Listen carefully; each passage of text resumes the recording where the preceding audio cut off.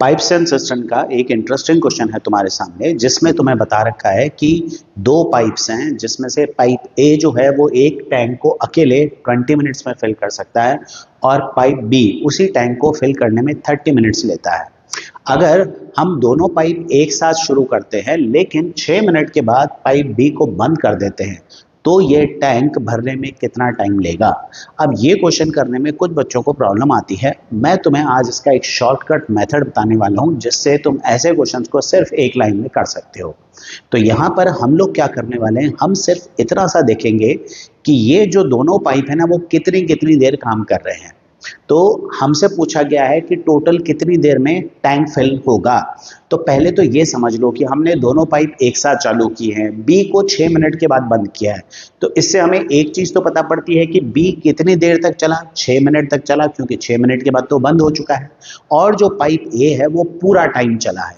तो मैं ये मान लेता हूं कि पाइप ए टी मिनट्स तक चला है और जो पाइप बी है ये हमें दे रखा है कि 6 मिनट्स तक चला।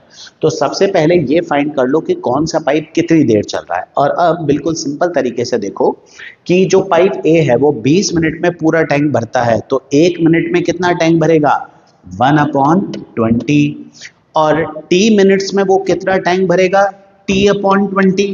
भाई 1 मिनट में 1/20 टैंक फिल होता है, तो टी मिनट्स में T/20। जो पाइप बी है वो 1 मिनट में कितना टैंक फिल करता है, 1/30। तो फिर वो 6 मिनट में कितना टैंक फिल करेगा, 6/30।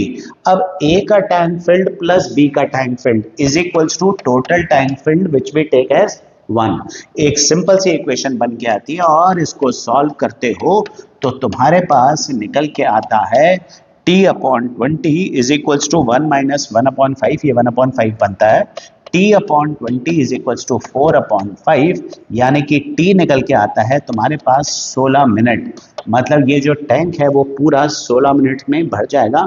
इसका मतलब है ए ने भी पूरे 16 मिनट काम किया है और टैंक को भरने में भी टोटल 16 मिनट लग रहे हैं।